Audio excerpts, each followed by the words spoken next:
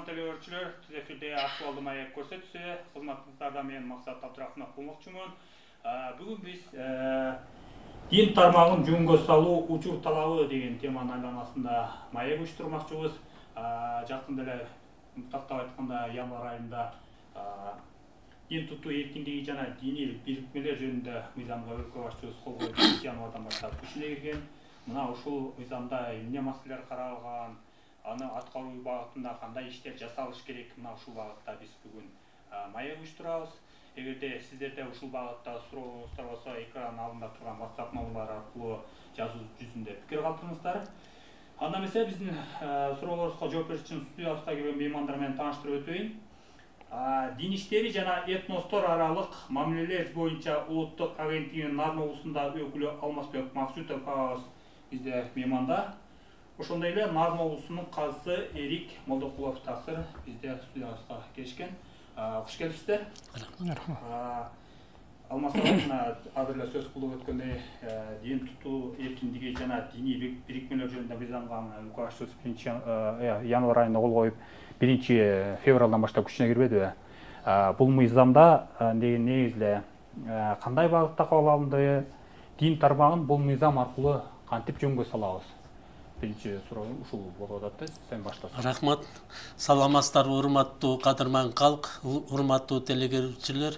Учурдан пайдаланып биринчиден ушул Нарын телекөрсөтүүсүнүн түз эфирине чакырып маек куруп берген, мүмкүнчүлүк түзүп берген биринчиден Максат мырзага жана Нарын телекөрсөтүүнүн жалпы жамаатына ыраазычылык айтып, ыраазычылык билдирип, рахматыбызды айтууга уруксат этиңиздер. Алгач сөзүмдү ушул кабыл алынган жаңы мыйзамдын алкагында жүрүп жаткан жакшы иш-чаралар тууралуу айтсак, ушул жылдын 2025 жылдын 10 апрелинде Кыргыз Республикасынын президентинин номер 26 жарлыгы менен дин комиссиясынын статусу көтөрүлүп, Кыргыз Республикасынын дин иштери жана этностор аралык мамилелер боюнча улуттук агенттиги болуп түзүлдү. Бул жакшы саамалык. Мурунку дин комиссиясы жалпы жамаатын куттуктап кетүүгө уруксат этиңиздер. Ошондой эле өткөн жылдын июль айынан баштап буга чейин айлык албай иштеп келген райондук катибияттын баш имам катиптерине аз да болсо айлык акылары чектелип, кызматтык автономия менен камсыздалды. Бул да жакшы саамалык. Ошондой эле ушул жылдын апрель айынан баштап калган имамдарыбыздын жана дин кызматкерлеринин айлык маяналары да чечилүү алдында турат. Дин тутуу дин жөнүндө жаңы мыйзамдын жөнүндө айта турган болсок, ар бир нерсенин өзүнүн учур талабы жана жаңылануу убактысы болот экен. Себеби биздин диний чөйрөдөгү диний мамилелерди жөнгө салуучу дин тутуу эркиндиги жана диний уюмдар жөнүндө бир эле мыйзамыбыз болгон. Бул мыйзам 2008 жылы кабыл алынган, андан бери 16 жыл убакыт өттүр. Убакыттын өтүшү менен коомдо өзгөрүүлөр болуп, өсүп өнүгүп, диний уюмдардын саны өсүп, диний чөйрөдөгү талаптары күчөп, практикалык иш жүзүндө ар кандай мыйзам талаптарына жооп бербеген тоскоолдуктар пайда болуп, көйгөйлүү маселелер жаралып келген. Булар жөнгө салынбай ачык айкын калып келген. Мына ушул убакыттын өтүшү менен коомдогу жана диний чөйрөдөгү өзгөрүүлөргө байланыштуу мурунку дин жөнүндө мыйзамдарда дуушар болду, жаңыланууга дуушар болду. Ар бир жаңы мыйзамдын ар бир пункту коомчулук тарабынан кызуу талкууланып, электен өттү. Кошумча өзгөртүүлөр, толуктоолор киргизилип, учур талабына ылайык заманбап жаңы мыйзам кабыл алган, иштелип чыккан соң, Кыргыз Республикасынын президенти тарабынан ушул жылдын 21 январында кол коюлган жана расмий жарыяланган жана ушул жылдын 1 февралынан баштап күчүнө кирди. Бул жаңы мыйзам 6 бөлүктөн турат, 40 беренеден жана бул мыйзамда Кыргызстандагы болгон 18 конфессиялык диний уюмдар укуктары, талаптары камтылган учур талабына ылайык заманбап жаңы мыйзам иштелип чыктык десек болот. Чоң рахмат. Эрик Таксыр, жана бетин чүмкөгөн баш кийимдерди кийүүгө Кыргызстан мусулмандарынын аалымдар кеңеши ушул мыйзамдын алкагында тыюу салган фатвасын чыгарбадыбы? Мында ошо жанагы никапты кийген нижап жөнүндө сөз кылып атабыз да. Эми ушунун кайсынысы ислам дининде парз деп эсептелет? Никап негизи биздин ислам дининде туура келбейби, ушу боюнча токтолуп өтсөңүз? Тыюу салган себеби бар да мунун. Ассаламу алейкум, урматтуу жалпы телегөрүүчүлөр. Бүгүнкү күнүбүздү Кудай Таала куттуу, берекелүү кылсын демекчибиз. Ушундай эле ушул мыйзамдар боюнча ошол Алмаз агай айтып кеткендей 2008-жылдан бери мыйзамга зарыл болгон маселелер келип чыккан. Ошонун катарында ошол дин мыйзамын, дин тутуу эркиндиги мыйзамын өзгөртүү жана толуктоолор болду. Ошолордун катарында ошол бизде никап маселеси да. Никап бул паранжа, бетин жаап жүрүү деп эсептелет экен.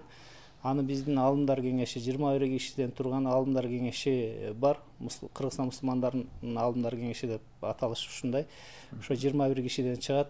Чечимди, фатваларды Кыргызстандын аймагында баягындай дин тутуу, динибизде зарыл болгон нерселерге чечим чыгарып берип турат.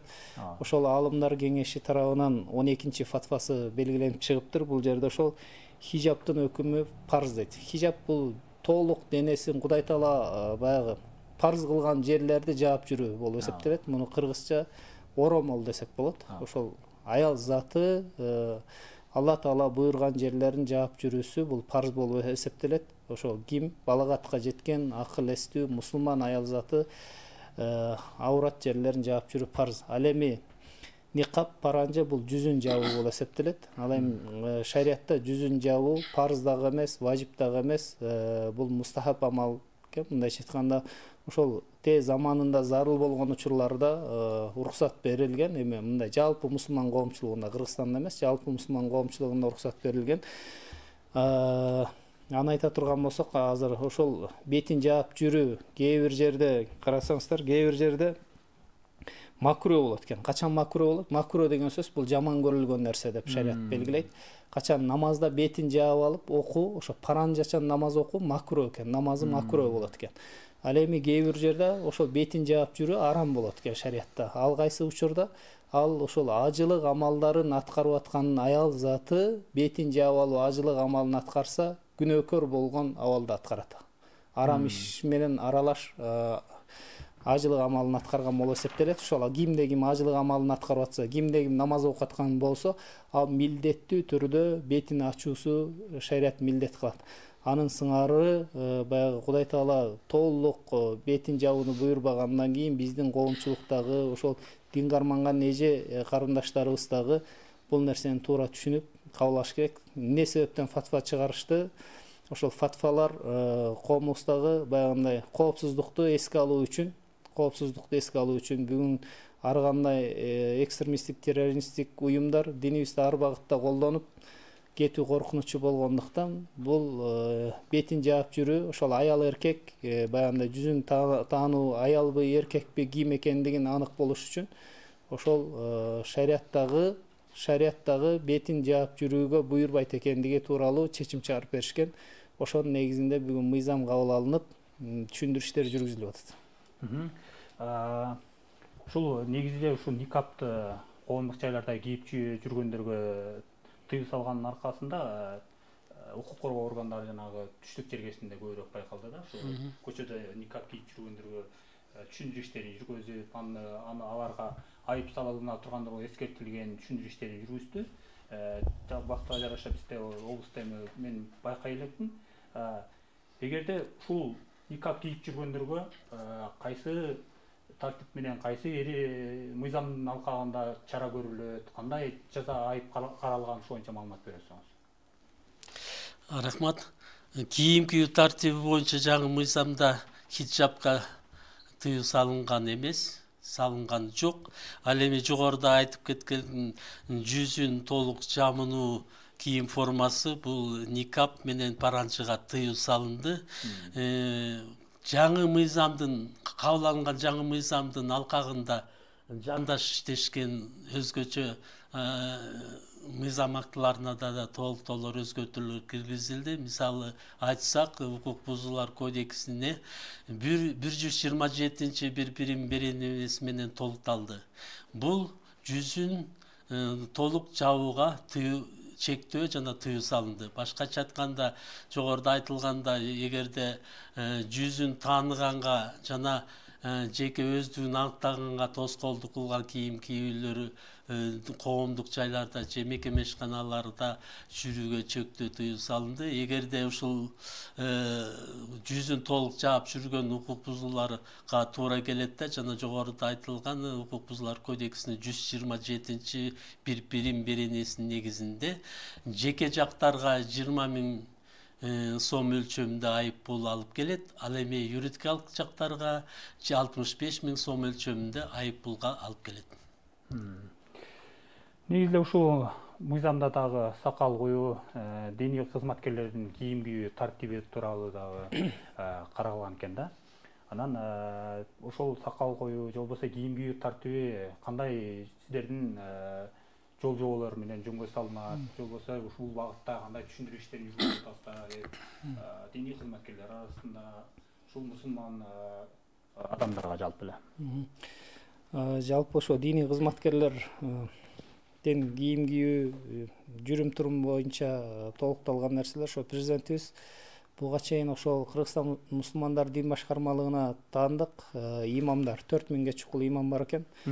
Ошо 4000ге чукул имамга атайын президентибиз үлгүсү катары мындай биздин ушул молдокелерибизге ылайык деп атайын кийим чапан сымал кийимдер тиктирип берген. Ошо кыргыздын орнаменти, ою чиймелери түшүрүлгөн. Ушул үлгү катары болсун. Мындан ары дагы ким дин атынан сүйлөп аткан инсандар, динибиздин ислам дининин атынан сүйлөп аткан инсандар үлгү катары мына ушундай кийинип жүрсө деген бир сунуш пикирлер менен эле толукталган пикир. Ал эми сакал боюнча айта турган болсок, мыйзамда атайын сакалга эч кандай таандык сөз дагы жок, тыюу дагы жок. Ал эми шариятыбыздагы сакалдын эрежесин айта турган болсок, шариятыбыздагы сакалдын эрежеси парз эмес, важип эмес, сүннөт болуп эсептелет. Парз, важип эмес дегенимдин түшүндүрүп ачыктап коюшум керек. Кимде ким эгер парз нерсени аткарбай койгон болсо күнөөкөр болот. Ошон үчүн сакал коюу парз эмес. Важип деген нерсе дагы аткарбай койсо күнөөкөр болот. Аткарбай коюу күнөөкөр болгонго алып келет. Важиптин өкүмү дагы жогору турат. Ал эми сүннөттү ким койгон болсо, сооп алат. Ал эми койбогон болсо күнөөкөр болуп эсептелбейт.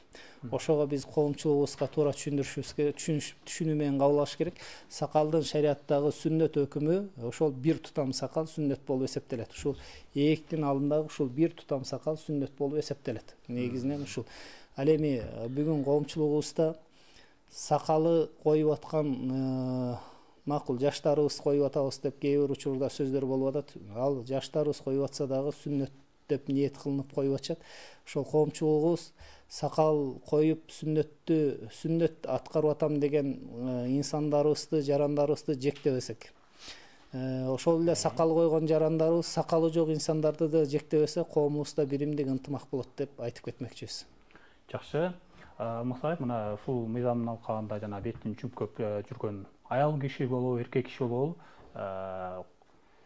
мамлекеттик жана муниципалдык мекемелерге кирүүгө тыюу салынды да.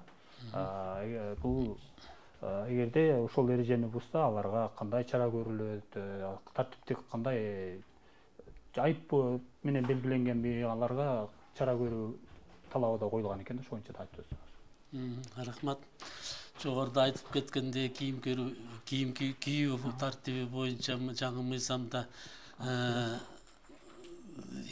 жоболор иштелип чыгып, ошол жоболордун аткаруу максатында жерлерде өзүңүздөр жанагы маалымат каражаттан көрүп жүргөндөй эскертүү, алдын ала эскертүү максатында эл арасында, калк ичинде ушул түшүндүрүү иштери жүргүзүлүп келет.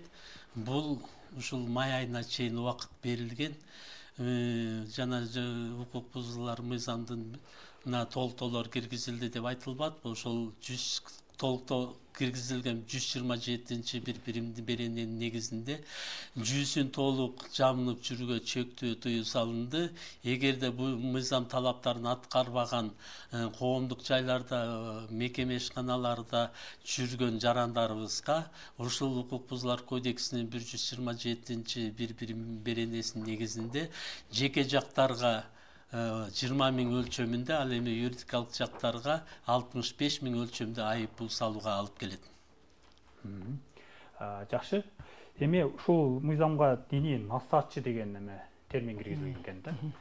Мында жанагы өзү дин тармагында сөз эле имам же болбосо башка бир муфтиятка таандык бир мекемеде иштебей туруп деле, бирок башка диндерде эле болушу мүмкүн деген. Ошол дин боюнча өзүнүн билимдүү болсо, чет жактан билим алып келген болсо, муфтияттан уруксат алып, дин башкармалык азыр агенттик болуп калыптыр. Агенттиктен күбөлүк алып алып, иштей берген уруксат бериптир да. Ошончо айтып өтсөңүздөр, бул диний насаатчы деген терминди алган адам кандай багытта иш алып барат, эмне жумуштарды аткарышы мүмкүн дегендей. Чынында ошол диний насаатчы деген бана күбөлүк алуу, ошондой статус алуу маселеси келип чыкты. Бүгүнкү күндө коомчулугубузда ушундай ар багыттан окуп келген инсандар, биз Орто Азия, анын ичинде Кыргызстан салттуу исламда Ханафи мазхабы, Матрудия акыйдасын карманабыз. Ошол ар инсан окуп келген жагынан таасирленип, мындай биздин ошо Ханафи мазхабка дагы, Матрудия акыйдага дагы каршы келген пикирлерди айтып, коомчулуктун ичинде, дин карманган инсандардын ичинде бөлүнүп жарылууга алып келген себеп болгон учурлар болду. Аны ушул мамлекет кантип көзөмөлгө алабыз деп, ушул мыйзам менен насаатчы деген мыйзам дагы киргизилди, статуста киргизилди. Бул кантип, мисалы үчүн, ошол Кыргызстанда муфтиятта иштеген инсандар, жана казиятта иштеген, хатибиятта иштеген, жана ошол эле айылдык имамдар бул автоматтык түрдө насаатчы болуп эсептелет. Буйругу менен насаатчы болуп эсептелет. Ал эми эч бир жерде диний мекемелерде, ошо ислам багытында диний мекемелерде иштебестен өз алдынча жүрүп эле ар жерде сабак өтүп жүргөн дагы ошол илим алган инсандар жок эмес. Ошолорду баягындай аккредитациядан өткөрүү, аттестациядан өткөрүү маселеси, анан ошол укукту 1 жылга баягындай укук берүү. 1 жыл күбөлүк алгандан кийин, насаатчы деген күбөлүк алгандан кийин 1 жыл сабак берүү укугу берилет. Андан сырткары ошол кайра 1 жылдан кийин кайра ал ошол акыйдасы, фык деп коебуз, жана Ханафи мазхабы текшерилип, кайрадан 2 жылга узартылат ошол нерсе. Бул зарыл болгон нерсе болду. Себеби бүгүн соцсеттер өнүккөн заман болуп атат. YouTube'да ар ким канал ачып эле, Instagram'да канал ачып, Telegram'да канал ачып, ошол Куран окубаш керек, өлгөн инсандарды койгондо Куран окулбасын деген сыяктуу биздин баягында салттуу исламга каршы келген көптөгөн пикирлерди жайылтып келет. Бүгүнкү күндө ошол ким насаатчы деген пикир алса, статус алган болсо, анын ошол YouTube каналы дагы иштей берет. Ал эми ким албаган болсо, өтө албаган болсо, ошол аккредитация, аттестациядан өтө албаган болсо, алардын ошол жеке соцсеттери дагы жабылат. Бул жакшы нерсе болуп атат. Чектөө болот, контролдо болот. Себеби бүгүн биз мечиттерде айтып элге түшүндүрүп атабыз, бүгүн элдер отуруп YouTube каналынан, Telegram каналдан алып, дин ушу турбай деп кабыл кылып калып атат. Биздин салттуу исламга каршы келген пикирлерди кабыл алып калып атышат да. Ошого бардык жактан контролдо, көзөмөлдө болуш үчүн бул зарыл болгон мыйзам болуп эсептелет. Ошол эле улай эле сизге суроо да, диний ишмердүүлүк термини кеңейтилиптир да. Мында жана окууларды жүргүзүү, кайрымдуулук иштерин жасоо сыяктуу жумуштардын баардыгын бир терминге бириктирип, андагы маанилер өзүнчө чечмелөнүп атат да. Ошончо токтолуп өтсөңүз, ушул кеңейтилгенде кандай кызмат аткарыш керек, мурда кандай эле дегендей. Рахмат. Жаңы мыйзамга кошумча 4 терминологиялык түшүнүктөр киргизилди. Айтсак, бул диний багыттагы объекттер жана субъекттер, сыйынуу бөлмөлөрү, ошондой эле диний кайрымдуулук фонддор жанагы диний насаат иштерин жүргүзүүчү адискөй инсан, бул насаатчы терминдери кирилди. Булдан тышкары жаңы мыйзамдарда бир топ чектөөлөр жана тыюу салуулары кирди. Айта кетсек, мына өзүңүздөргө белгилүү дават маселеси коомчулук тарабынан кызуу талкууга алынды. Дават маселесине тыюу салынган жок. Даваттын түрлөрү, бир канча метод ыкмалары бар. Ошол ыкмалардын ичинен үймөй кыдырып динге чакыруу жана диний адабияттарды таркатуу иш-чараларына чектөө тыюу салынды. Ошондой эле мына буга чейин ар бир жарандарыбыз, чет өлкөлүк билим алууга умтулган жарандарыбыз өз каалаган биздин мазхабка туура келген жана туура келбеген чет өлкөлүк окуу жайлардан окуп билим алып келишкен.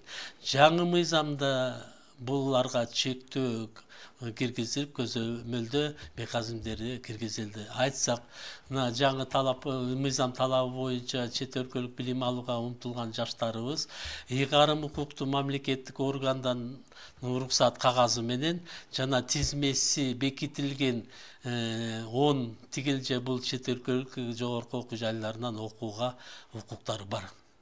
Ошондой эле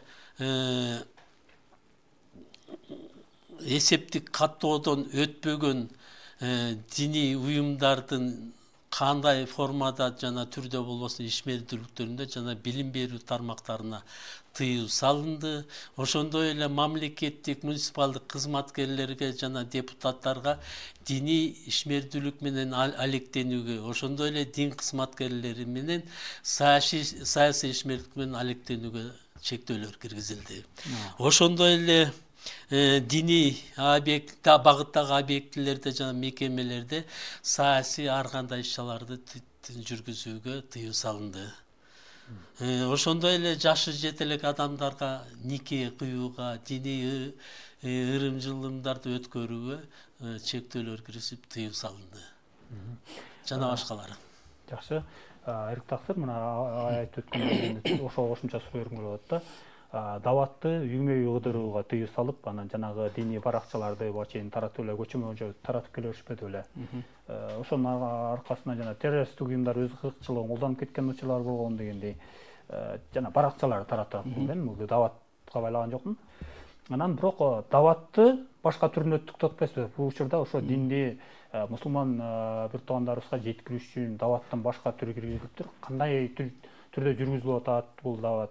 Ошонча маалымат берип өтсөң. Бул ошол жалпы ойлоп калбашыбыз керек. Ушул бир гана ислам багытында чектөөлөр болуп калган турбайбы деп түшүнбөшүбүз керек. Бул жалпы диндер аралык мамилелерди, диндер аралык дин тутуу эркиндиги бизде Кыргызстанда билесиздер, көп баягындай дин тутунган инсандар жашайт. Ошол нерсе укук берилген.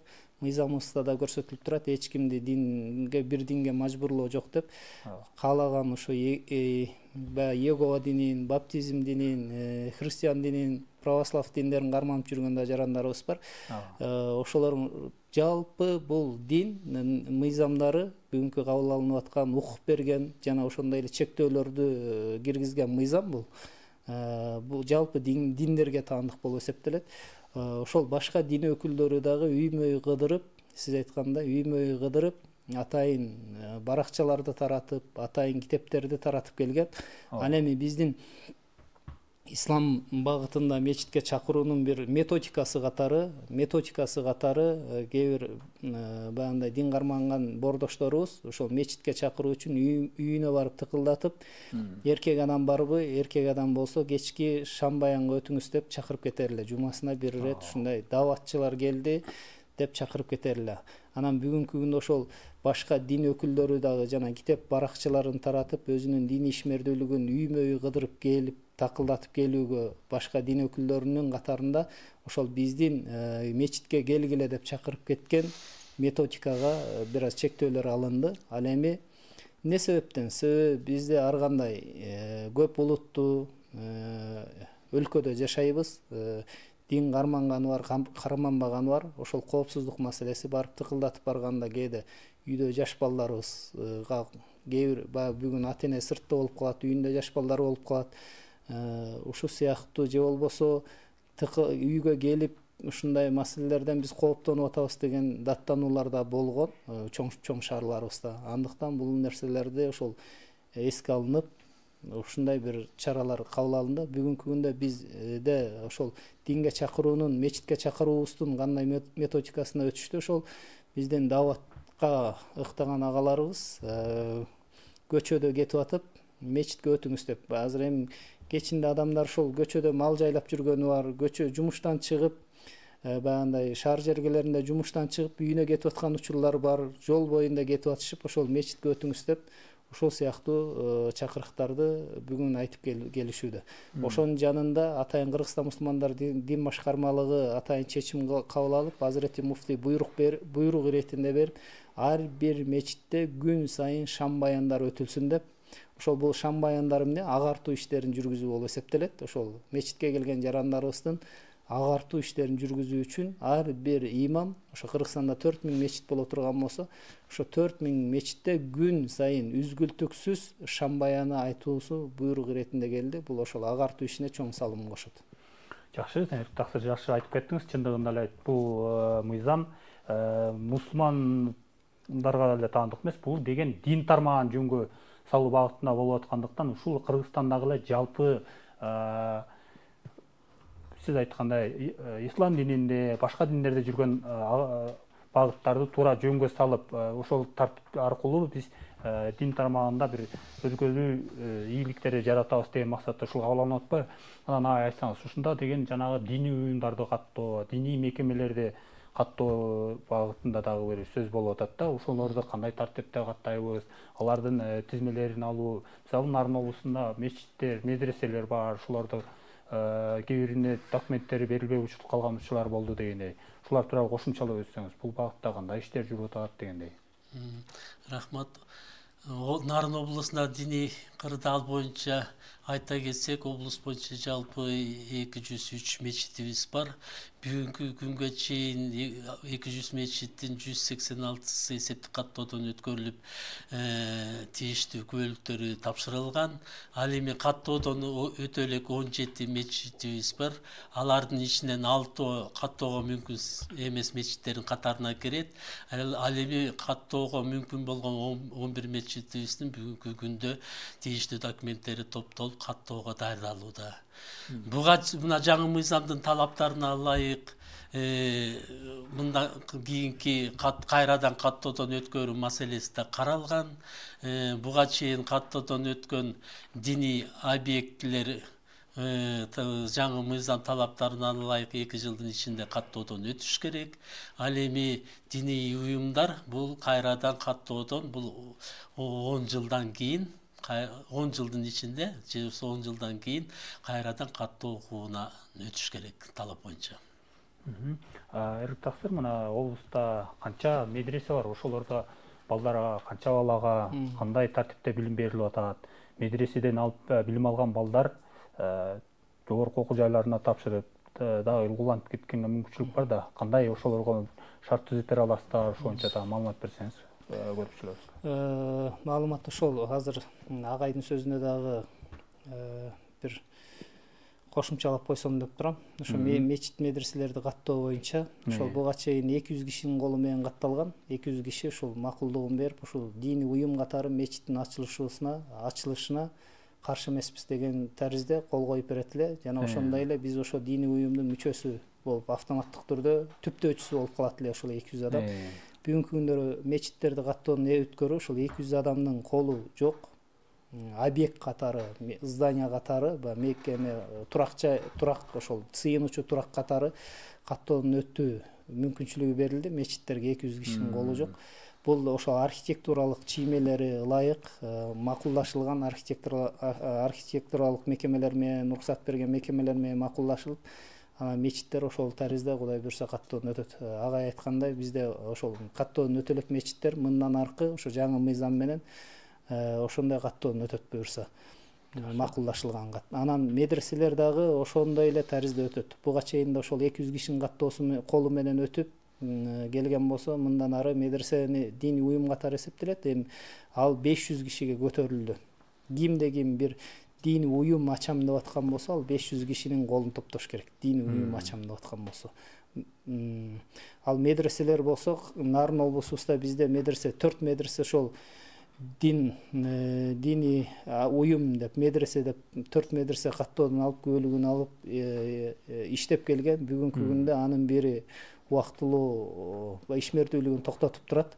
Ал эми 3 медресе иштеп атат. Ошо Кочкор районунда 1 медресе бар, 17ге чукул бала бар. Ал эми Нарын шаарында ошол 70ге чукул эркек бала, 60га чукул кыз бала окуган Нарын шаарында медресе. Анан ат башыда бир 20га чукул окуган, барып келип окуган, жалпы санын кошкон 20га чукул кыздар медресеси бүгүнкү күндө ишмердүүлүгүн жүргүзүп атат. Ал эми ошол мыйзамда бул медреселердин дагы ишмердүүлүгү кандай көрсөтүлгөн? Буга чейин ошо 9дун орто билим деп коет. Орто билим алып, андан 9дун базасынан кийин медреселерге келчү окуучулар. Анан 10-11дин базасында биздин медреселерде, Кыргызстанда бүтүндөй медреселерде 10-11дин базасында окуп окушар эле. Анан кээ бирөө аттестат алса, баягы жогорку толук орто мектептин аттестатын алган болсо, кээ бирөө албай шарты жок учурлар болгон. Ал эми бүгүнкү күндө ошол мыйзам милдеттүү түрдө кайсыл медресе орто билим менен баланы кабыл алган болсо, ал милдеттүү түрдө ошол студентине, окуучусуна аттестатын алып берсин деген милдеттер коюлду. Эгерде андай милдеттемени албаган медресени баягындай ишмердүүлүгү каралат, лицензиясы кайра аркага кайтарылат, ишмердүүлүгү токтотулат деген чечим кабыл алынып атат. Анан бул биздин жаштардын, балдарыбыздын келечеги үчүн жакшы нерсе. Себеби сөзсүз түрдө аттестат менен жогорку окуу жайга окуйт, аттестат менен башка өлкөлөргө окуйт. Бул зарыл болгон кесиптик лицейлерге окуйт аттестат менен. Бул ошол балдарыбыздын андай билим берүүсү толук болсун деген көз караш менен толукталды. Жакшы маалымат болду. Алмаза эми эле сөзүңүздө диний кырдаал тууралуу айтып кеттиңиз. Эми буга чейин террористтик уюмдардын мүчөсү болуп, катталып, мындайча айтканда диний агымдардын катарына кирип кеткен адамдар болуп келген да. Анан бизде 21 уюмду террорист уюм деп тапканда, бизде облуста абал кандай, бул багытта кандай иштер жүргүзүп атасыздар, ошо боюнча да кошумчалап өтсөңүз. Рахмат.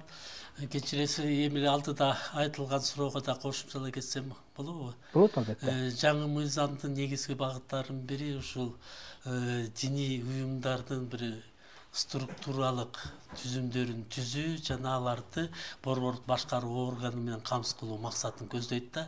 Ушул максатка ылайык ар бир диний уюмдун борбордук башкаруу органдары болуш керек. Анан азыркы мыйзамды, жаңы мыйзам талаптарына ылайык устав-тарында ушу башкаруу органдарынын курамы, мүчөлөрү, органдары кириш керек. Алардын укук милдеттери аныкталыш керек. Жанагы шайлоо менен бекитилиш керек да. Ушул өзгөчөлүктөрү бар. Ал эми жана сиз айтып кеткен экстремисттик террористтик уюмдар боюнча айта келсек, Нарын облусунда чектен чыгып террористтик уюмдун катарына өтүп кеткен адамдарыбыз жок.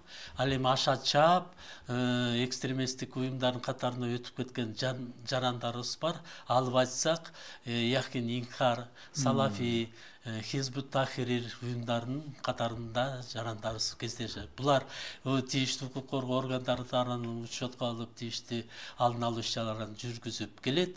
Жалпы Кыргызстан боюнча 20дан ашык экстремист террористтик уюмдарыбыз бар. Жакшы. Агайдын сөзүнө ылайда борбордук башкаруу органы деген түшүнүк киргизилди да. Мында муфтият аркылуу баардыгы көзөмөлдөнүп, ошол аркылуу жөнгө салынган атат да. Буга чейин деле муфтият аркылуу көзөмөлдөнүп келгенде, бул мыйзам аркылуу бышыктап бекитимин деп коелу дедикпи, же кандай? Элге түшүнүктүүрөөк кылып майдараак айтып берсеңиз майдалап. Борбордук башкаруу деп ошол мыйзам аркылуу бекитилип, баардык укуктар бүгүнкү күндө муфтиятка, жоопкерчиликтин баардыгы муфтиятка берилип атат. Себеби буга чейин ар бир уюм, диний уюм, ошол ислам дин багытын карманган диний уюмдагы юстициядан каттоодон өтүп, дин күбөлүгүн алып, өз алдынча мындай юридикалык жактан муфтият менен тең ата болгон учурлар болгон. Бүгүнкү күндө ошолордун баардыгынын үстүнө муфтият борбордук башкаруу болуп, диний бирикмелердин борбордук башкаруусу болуп муфтият бекитилип атат мыйзам менен. Бул деген нерсе буга чейин берилбеген укуктар берилди. Мисалы, ошол облустук казияттар, хатибияттар дагы ошол юстициядан өтүп алса, юстициядан өтүп дин бөлүгүн алган болсо, муфтият менен юридикалык укугу бирдей болуп статуста болуп калган. Бүгүнкү күндө ошол нерселердин баардыгы алынып, муфтият өйдөлөнүлүп, баягындай биздин башыбызга ошол бир гана муфтияттын уставы менен иште, ар бир мечиттин өзүнүн уставы бар болчу, ар бир хатибияттын өзүнүн уставы бар болчу. Ал жок, бүгүн бир гана муфтияттын уставы менен бириктирилип, иш мерчеми бекитилип, ошондой иш жүргүзүлгөнү калды. Ал эми ошол эле учурда билим берүү жаатын карай турган болсок, диний медреселер дагы ар ким базасын өзү түзүп, диний медресени бүтүрдү деген күбөлүктөрдү өздөрү берип келген. Бүгүнкү күндө муфтияттын борбордук көзөмөлүндө база түзүлөт. Жалпы Кыргызстанда кайсы медреседе канча бала окутулуп атат. Андан кийин ошолорго баягындай медресени бүтүрдү деген күбөлүктү бул муфтият тарабынан берилет. Себеби ошол бала чындап окуп бүтүрдүбү, баягындай ошол ылайык баягындай аттестациялык тесттен, аттестациялык экзамендерден өткөндөн кийин анан муфтиятка келип, муфтият тарабынан күбөлүгү берилет, окуп бүткөндүгү тууралуу диплому берилет. Анан ошол дипломдор жарактуу болуп эсептелет. Себеби буга чейин ар бир медресе өзү дипломдорун жасап, окуган баласына, чала окуган баласына, аттестат баягы экзаменден өтпөгөн балдарына берилип келген болушу мүмкүн. Бул жагы бүгүнкү күндө муфтияттын колуна алынып, билим берүүнүн бардыгы, медреселердин бардыгы жеке менчик медреселер болуп келген буга чейин. Анын бардыгы муфтияттын балансына каттоого алынып, борбордук көзөмөлдөп, мына ушуну айтабыз, муфтияттын көзөмөлүндө баягындай окуу программасы жүргүзүлөт, жана ошондой эле дипломдору муфтияттын көзөмөлүндө берилет, жана ошондой эле бүтүндөй мечиттерге таандык мүлктүн бардыгы, ошол мечиттин жери, мечиттин инвентаризациясы бардыгы муфтияттын балансында болуп эсептелет мындан ары буюрса. Жакшы. Ага эми эле сөзүбүздө да бир айтып өттүңүз эле. Ушул саясий өңүттөгү партиялар, башка саясий багытта жүргөн адамдар, мисалы, дин аркылуу өз иштерин жүргүзө албайт, мисалы диний багыттагы ысымдарда пайдалана албайт деген. Ушул боюнча да кичине кененирээк түшүндүрүп берип кетсеңиз. Үстүртөн жондолуп айтылып калды. Түп көзөгүндө мында эмне маани айтылган? Эми биздин мамлекет социалдык светтик мамлекет болуп эсептелинет. Ошол жаңы мыйзамдын талабында да көрсөтүлгөн негизги багыттардын бири бул светтик принциптерди сактоо жана бекемдөө максаты бар. Ушул максаттарга ылайык жогоруда айтып кеткен ар кандай чектөөлөр жана тыюу салуулар кирди. Диний мамлекеттик да бир кайталап кетсем, мамлекеттик муниципалдык жана депутаттарга диний ишмердүүлүк жүргүзүүгө тыюу салынды, чектөөлөр киргизилди. Ал эми диний кызматкерлерге саясий иш-чаралар менен алектенүүгө тыйым салды. Башкача айтканда, буга чейин мындай талаптары жок болчу. Азыркы жаңы мыйзам талаптары боюнча диний кызматкерлер кайсы убакта жана шайлоо системасына катыша алат. Диний кызматкерлер иштеп аткан диний ишмердүүлүгүн өткөрүп бергенден кийин 5 убакыт өткөрүп берген убакыттан 5 жыл убакыт өткөндөн кийин гана шайлоо системасына катышып шайлана алат. Ошондой эле жана жогоруда айтып кеткен светтик принципти бекемдөө максатында диний багыттагы объектилерди, мекемелерди, саясий чогулуштарды, иш-чараларды өткөрүүгө тыйым салынды.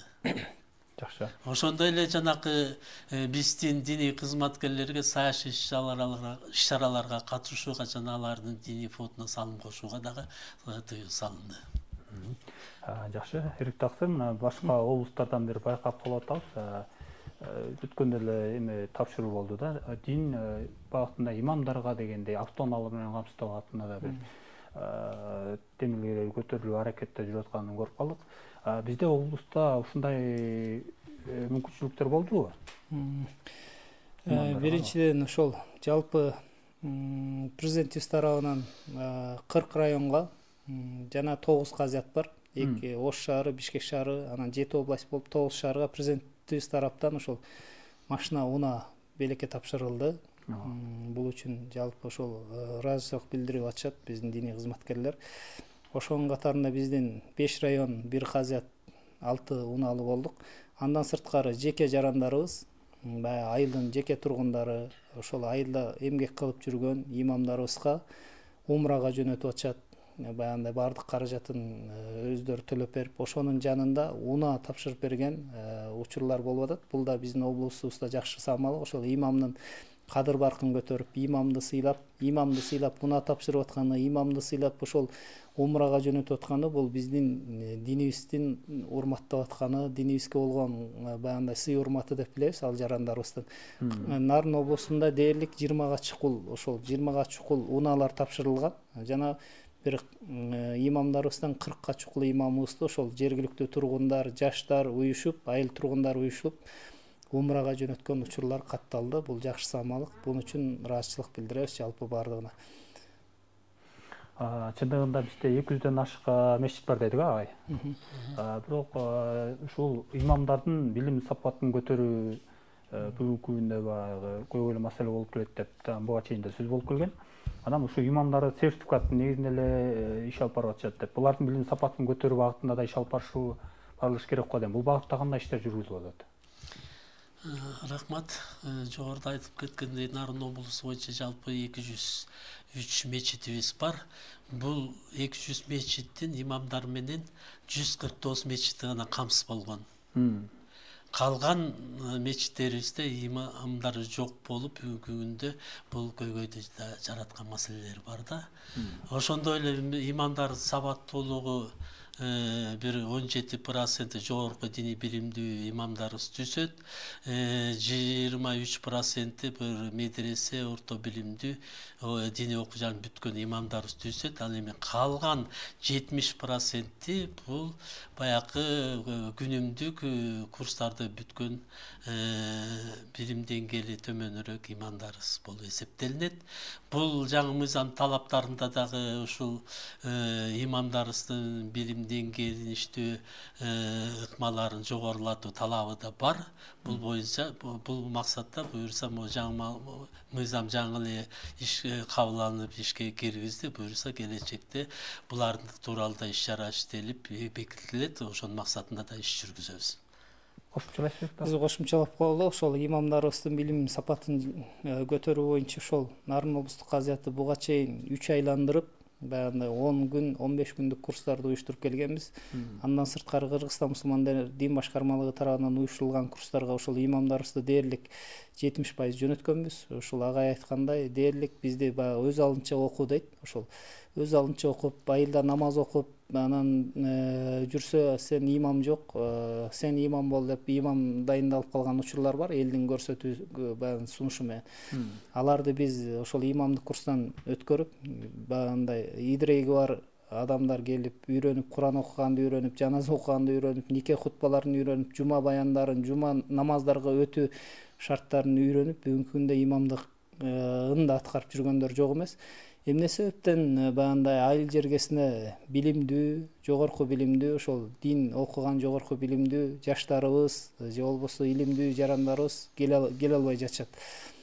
Келип эле бардыгы материалдык көз карашка такалып атат. Ошол каржы ал келип жашаган бүгүнкү күндө бир инсан баягындай күнүмдүк жашоо турмушун өткөрүш үчүн жок дегенде бир 40-50 миң сомдун айланасында расходу болот экен. Ал ошол айылга келип жашаш керек, ошол айылга келип сабак бериш керек, ошол айылга келип күнүмдүк турмушун дагы өткөрүү үчүн ушунчалык каражат зарыл болуп калат экен. Ал каражат бүгүнкү күндө биз казият тарабынан дагы, муфтият тарабынан дагы берилбегендиктен ошол жаштар, илимдүү жаштар жок эмес дебейбиз. Ушул канча жылдан бери медресени бүтүргөн, университетте, Кыргызстан Ислам университетин бүтүргөн жарандарыбыз жүрөт. Алар Дордойдо соода сатык, Ош базарда соода сатык же болбосо чет өлкөлөрдө мигрант болуп, жеке баягындай өз тиричиликтери менен алек болуп жүргөндөр да бар.